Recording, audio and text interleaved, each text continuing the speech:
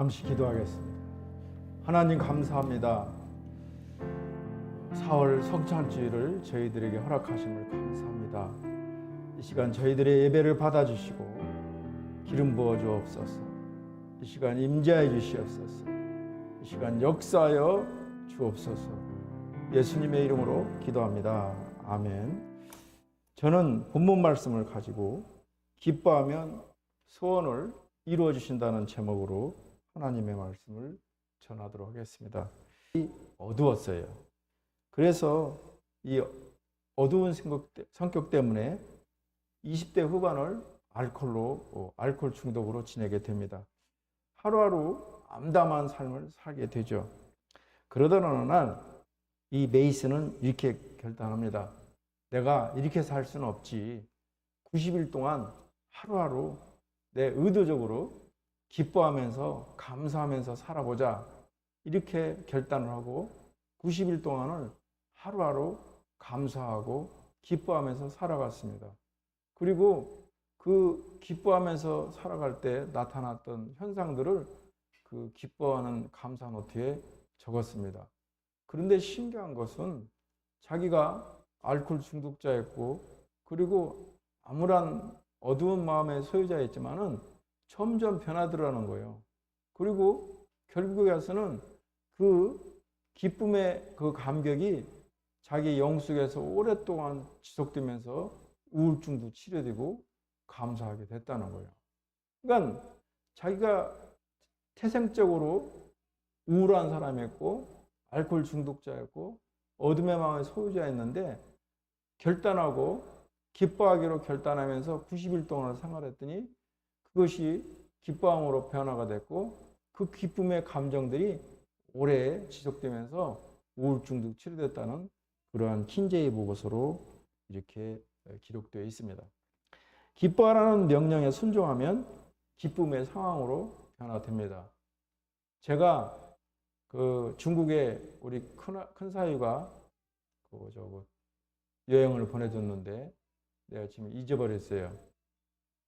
장가게 가면은 70년대 우리나라의 정서를 늦게 우리나라보다 한 10년이나 20년 뒤지는데 쿵을 하는데 막 박수를 치고 웃어요. 5분 동안. 저 사람들이 왜 그러나 그랬더니 내가 물어봤어요.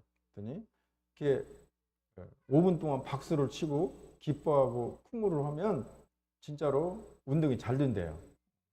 그래서 나도 무슨 운동을 할 때든지 기뻐하면서 이렇게 박수를 치고 해요.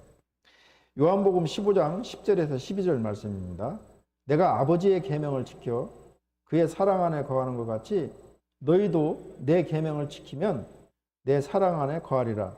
내가 이것을 너희에게 이름은 내 기쁨이 너희 안에 있어 너희 기쁨을 충만케 하려 함이니라. 의식적으로 기뻐하다 보면 의도적으로 기뻐하다 보면 실제 기뻐하는 마음으로 변하게 되고 모든 일을 기쁨으로 받아들이게 됩니다. 그 기쁨을 주시는 하나님께 우리는 감사해야 됩니다. 사회학자 막스 러너는 우리가 사는 현대사회를 이렇게 말하고 있습니다. 지금 우리는 과거 어느 때보다도 더 많은 자유를 누리고 행동에 제재를 받지 않고 살아가겠다. 그러나 놀라운 충격은 우리가 하고 싶은 것, 가고 싶은 곳, 생각하고 싶은 것들을 마음대로 하면서도 기쁨이 없는 것이 사실이다. 이렇게 말하고 있습니다. 한마디로 현대는 기쁨을 잃어버린 시대라는 겁니다. 혼자 있고 요즘에 식당에 가면 한 40%가 혼자 밥 먹는 사람이 참 많습니다. 남성도 그렇고 여성도 그렇고 우리가 무리 속에서 군중 속에서 혼잡하게 살아가고 있지만 본인 스스로는 외롭고 혼밥 먹는 사람들이 많다는 것입니다. 예수 믿는 신앙인들마저도 갈수록 기쁨이 없이 밋밋하고 맛없이 사는 것이 사실입니다. 이 교회는 초상집이 아닌 잔치집이 되어야 됩니다. 예배는 장례식이 아니라 흥겨운 잔치집과 같이 되어야 됩니다. 누가복음 10장 20절 말씀입니다. 예수님은 70인의 전도자들에게 너희 이름이 하늘에 기록된 것으로 기뻐하라. 바울 사도도 주 안에서 항상 기뻐하라. 내가 다시 말하노니 기뻐하라고 권면합니다. 그동안 소홀했거나 잃어버린 기쁨을 되찾기 바랍니다. 항상 기뻐하며 사는 성도가 되기를 주의 이름으로 축원합니다. 먼저 하나님은 우리의 소원을 이루어 주십니다. 데살로니가 교회는 바울 사도가 2차 전도 선교여행 때 유럽 지역에 창립한 교회입니다. 아손의 집에서 출발한 가정교회인데 데살로니가 교회는 바울이 양육하기도 전에 유대인들의 박해와 내부적인 교리의 충돌로 혼란스러워서 기쁨을 잃어버렸습니다. 서로가 서로를 원망하고 불평하다가 구원의 기쁨을 다 잃었습니다. 이 소식이 바울 사도의 귀에 들어왔을 때 바울 사도는 이 데살로니가 교인들을 위해서 이 데살로니가 서신시를 기록하고 있습니다. 항상 기뻐하라. 쉬지 말고 기도하라. 범사에 감사하라. 이것이 그리스도에 대해서 너희를 향하신 하나님의 뜻이라고 권면하면서 데살로니가 교인들에게 항상 기뻐할 것을 명령했습니다. 항상 기뻐하라는 말씀에 항상은 현재 진행에도 과거에도 기뻐했고 지금도 기뻐하고 앞으로도 기뻐하라는 말입니다. 즐거워서 기뻐하는 것은 누구는 못하겠어요. 내가 슬프고 정말 상처받고 정말 고통 가운데 있을지라도 하나님의 명령이기 때문에 순종하며 기뻐하는 것입니다. 바울 사도는 감옥에서도 매를 맞고 그리고 굶주릴 때도 오해를 받을 때도 또 바다에서 일주일간 풍랑에 쌓였을 때도 항상 기뻐하는 사람이 되어 전도를 했던 것입니다. 고난 중에도 기뻐하는 것이 하나님의 뜻이고 하나님의 명령입니다. 그러므로 내가 슬픔 가운데 있을지라도 하나님의 명령이기 때문에 순종하는 것입니다. 순종할 때 우리는 하나님의 은혜가 하나님의 능력이 우리의 기도가 응답받게 되는 것입니다.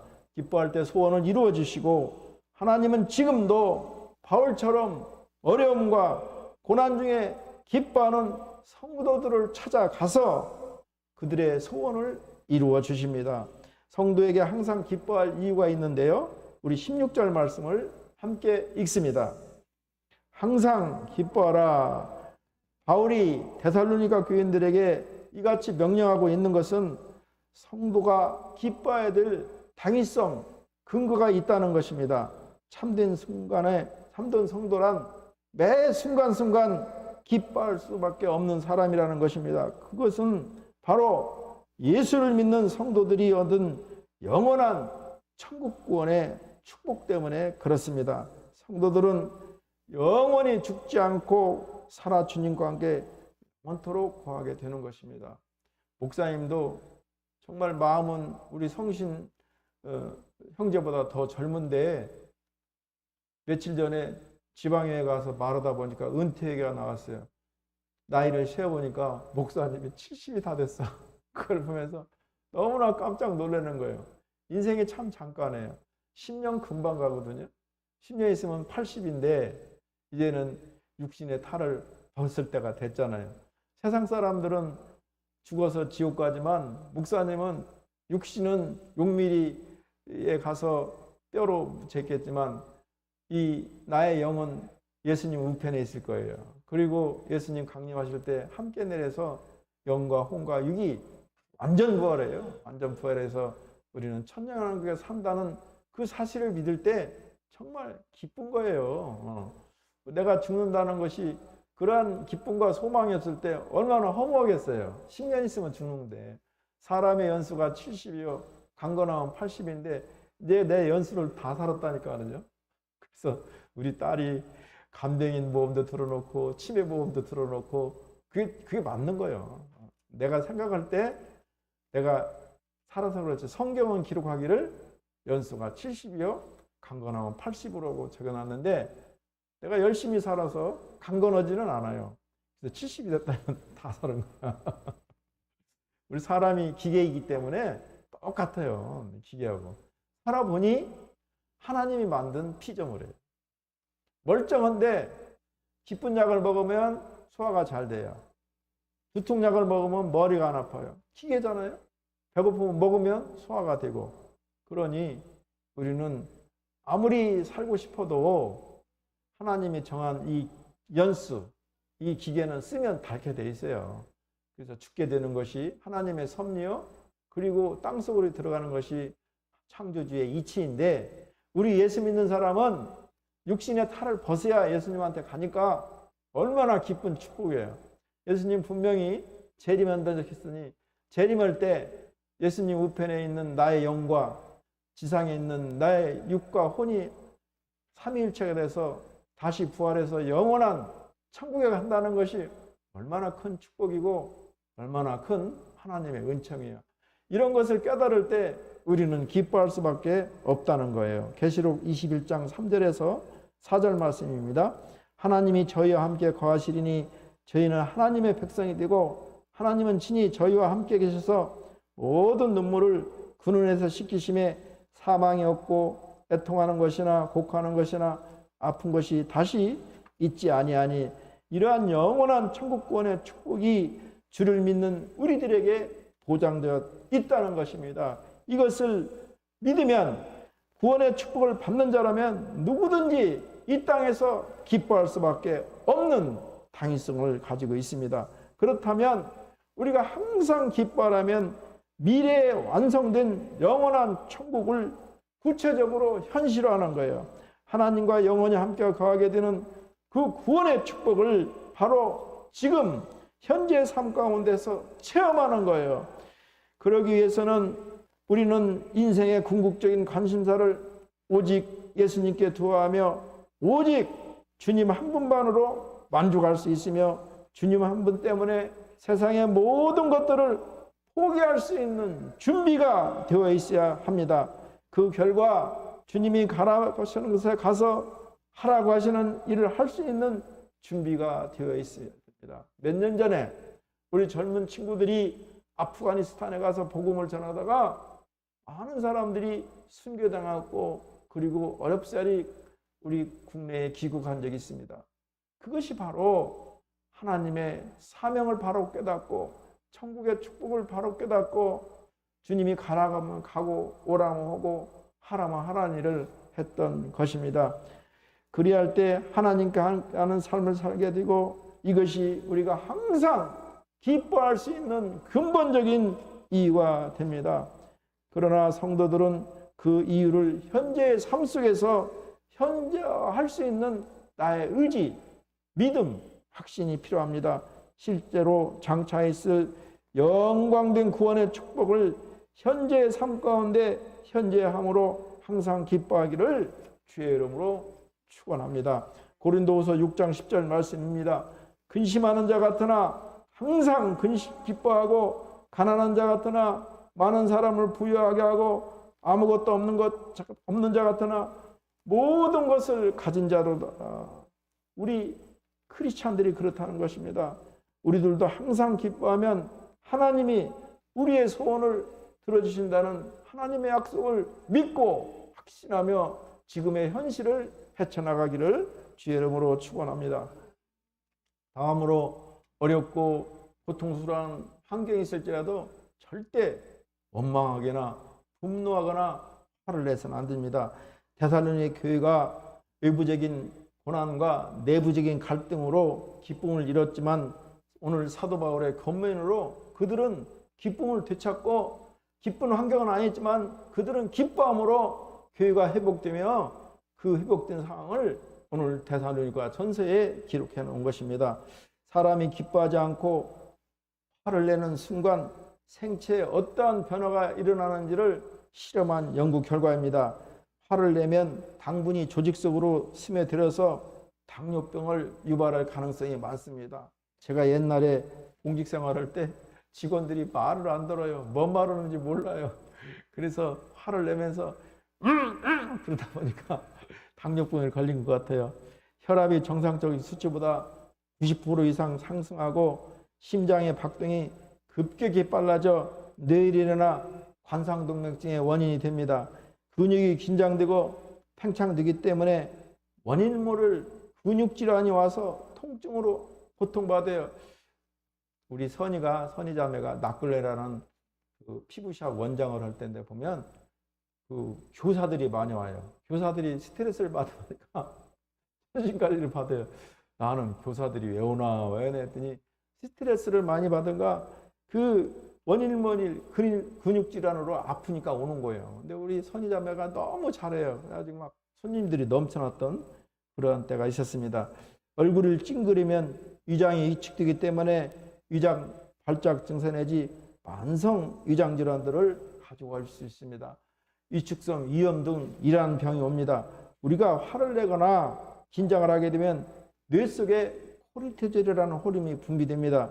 이 물질은 면역력을 파괴하고 암세포를 활성화하며 건강한 백혈구를 잡아먹습니다. 심지어 영화 촬영을 하든지 그 탤런트들 같이 연기로 화난 사람들을 조사해봤더니 실제로 몸속에 잘못된 이 코르티졸 호르몬이 생성된 것을 발견했습니다. 우리들도 내 앞길 구말리가 깜깜하고 내 손에 잡히는 것 없고 내 귀에 들릴 수 없는 많은 어려운 일이 있을지라도 오늘 말씀에 순종해서 기뻐할 때 하나님의 은혜로 우리가 승리할 수 있습니다. 그러면 항상 기뻐하기를 주의 이름으로 축원합니다. 마지막으로 항상 기뻐하세요. 데살로니가 교회는 외부의 박해와 내부의 분쟁 가운데서도 오늘 바울 사도의 권면대로 항상 기뻐하게 되었습니다. 주의 선한 섭리를 인정하는 자만이 범사에 감사할 수 있습니다. 우리 18절 말씀을 함께 읽습니다. 범사에 감사하라. 이것이 그리스도 예수 안에서 너희를 향하신 하나님의 뜻이니라. 감사하다는 말은 원상으로 어떠한 사람 혹은 일 때문에 일어나는 기쁨을 표하는 마음의 자발적인 감정을 감사라고 합니다. 그러므로 우리에게 범사에 감사할 수 있는 어떠한 근거가 필요한데요. 우리는 그 근거를 야곱의 아들 요셉을 통해서 이해할 수 있습니다. 오늘날 요셉은 위대한 믿음의 선진으로 우리가 간주하고 있습니다. 그렇지만 요셉에게도 말할 수 없는 고통이 있었습니다. 그들의 형제들의 시기로 인해서 이스마엘 대상에게 노예로 팔려갔습니다. 심지어 보디발의 아내 때문에 고난을 겪고 지하 깜방에 3년 동안 그 깜방 생활을 하는 옥살이를 하기도 했습니다. 그러나 이러한 이상한 사실은 그 위대한 신앙의 선진 요셉이 그처럼 어려운 처지를 만났을 때 하나님께 감사했다는 기록이 한 줄도 없습니다. 창세기 50장 20절 말씀입니다. 당신들은 나를 헤아려 했으나 하나님은 그것을 선으로 바꾸사 오늘과 같이 많은 백성의 생명을 구원하게 하시려 하셨나니. 요셉은 하나님께서 자기에게 임했던 이런 모든 고통의 순간들을 선으로 바꾸실 것을 믿었고 확신했습니다. 이것은 분명 성경에는 표현은 없지만 그가 하나님께 감사했다는 사실을 말하고 있는 것입니다. 이렇듯 하나님은 모든 상황을 선으로 바꾸실 것을 믿는 믿음을 가진 자만이 범사에 감사할 수 있습니다. 하나님의 선하신 섭리를 인정하는 믿음을 말하는 것입니다. 로마서 8장 28절 말씀입니다. 우리가 알거니와 하나님을 사랑하는 자 곧 그 뜻대로 부르심을 입은 자들에게는 모든 것이 협력하여 선을 이루시니라. 이렇게 고백하고 있습니다. 하나님은 모든 일에 있어서 선을 이루시며 넉넉히 이길 힘을 우리에게 주시는 분입니다. 바로 이러한 사실을 인정하고 믿고 확신할 때 우리는 어떠한 상황 가운데서도 언제든지 감사할 수 있습니다. 사도 바울과 실라는 빌립보 감옥에 갇혔을 때 대장으로 40여 한 감함에 39대를 맞고 지하 2층 빌립보 감옥에 깜깜한 감옥에 맺혔습니다. 목사님이 군대 생활할 때 이 곡괭이 자루로 14대를 맞는데요. 일주일을 못 일어났어요. 그때는 때렸어요. 목사님 군대 생활할 때는. 그런데 39대를 맞았다는 건 죽었다는 거예요. 40에 하나 감함에 40을 맞으면 사람이 죽어요. 그럼에도 불구하고 바울과 실라는 지하 2층 전기도 없는 그 깜깜한 지하 감방 속에서 차디차고 앞길이 보이지 않는 그런 감방 속에서도 찬양하고 기도하고 감사했을 때 옥문이 열리고 그 옥중에 옥졸뿐만 아니라 그들의 모든 가족까지 구원시키는 놀라운 역사를 일으켰다는 것이 기뻐하고 감사했을 때 일어났던 것입니다. 그러므로 우리는 우리를 향하신 주님의 선하신 섭리를 범사의 생활 가운데 인정하고 입술로 시인하며 고백하는 것입니다. 그분은 실로 모든 것이 협력하여 선을 이루시며 우리에게 넉넉하게 이기시는 힘을 주시는 것입니다. 우리가 이러한 사실을 범사에 인정할 때 우리는 어떠한 상황 가운데서도 우리 또한 언제든지 감사할 수 있습니다. 시편 107편 1절 말씀입니다. 여호와께 감사하라. 그는 선하시며 그 인자하심이 영원하미로다. 찰스 스윈드라는 사람이 있습니다. 그는 다시웃자라는 책을 썼는데요. 그 책에서 우리의 기쁨을 훔쳐가는 대표적인 것들을 기록하고 있습니다. 먼저 걱정입니다. 염려, 걱정, 두 번째 스트레스, 세 번째 두려움, 이 세 가지를 말하고 있습니다. 그는 걱정에 대해서 정의하기를 일어날 수도 있고 안 일어날 수도 있는, 그러나 대개는 일어나지 않는 무언가에 대한 지나친 근심을 말하고 있습니다. 또한 스트레스는 우리가 변화시키거나 통제할 수 없는 상황에 대한 긴장감이라고 말하고 있습니다.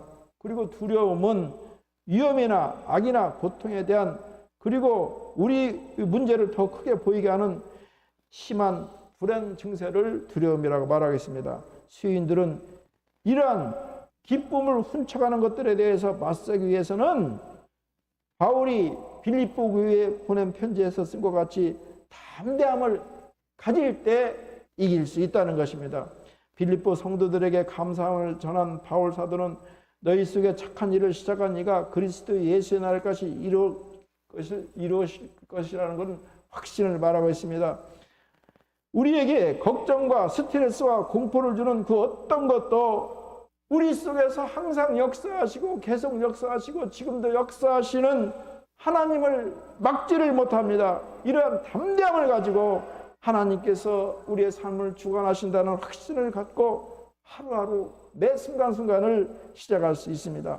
우리는 모든 것을 하나님께 맡기는 것입니다. 너의 행사를 여호와께 맡기라. 그리하면 너의 행사를 이루시라고 말씀하고 있습니다. 매일 아침 하나님을 믿는 담대함을 다시금 새롭게 하여 기쁨을 훔쳐가는 것들에 대해서 담대히 맞서기 바랍니다. 성경은 매일 한 번씩 두려워 말라 내가 너와 함께함이라고 365번을 기록하고 있습니다.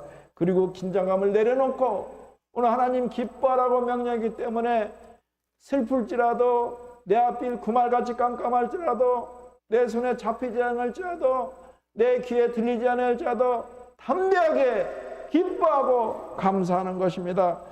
힘들고 어려운 상황 가운데서도 데살로니가 교회의 성도들처럼 항상 기뻐하는 성도가 되기를 주의 이름으로 축원합니다. 항상 기뻐하면 우리 하나님께서 우리의 소원을 이루어 가십니다. 사도 바울의 권면을 받은 데살로니가 성도들은 항상 기뻐해서 마음의 소원을 이루어지는 하나님의 은혜를 받았던 것입니다. 말씀을 정리하겠습니다. 먼저 소원을 이루어 주신다는 하나님의 약속과 권면을 잡는 거예요. 다음으로 고난과 연단과 어려움이 있을지라도 절대 화를 내거나 분노하거나 낙심해서는 안 돼요. 그리고 어려운 문제 앞에서도 다니엘이 사자굴에 떨어질 수 있지만 그러나 매일 하나님께 기도했던 것 같이 하루 3번씩 기도하며 죽으면 죽으리라 나아갈 때 사다들이 입을 봉하고 천사가 사다들의 입을 봉하고 다니엘을 구원했던 것입니다. 그러므로 우리는 내 앞길 구말같이 깜깜하고 내 손에 잡히는 것 없고 내 귀에 들리는 것이라도 말씀에 순종해서 항상 기뻐하기를 바랍니다. 항상 기뻐하면 하나님께서 우리의 소원을 이루어 나가십니다. 지금 힘들고 어렵습니까? 지치고 괴롭습니까? 내 뜻대로 안 됩니까? 그럴지라도 오늘 말씀에 순종해서 항상 기뻐하기 바랍니다. 그리하면 하나님의 은혜가 우리의 소원을 이루어주는 하나님의 은총이 임하게 됩니다. 이렇게 되기를 주의 이름으로 축원합니다. 기도합니다. 하나님 감사합니다. 하나님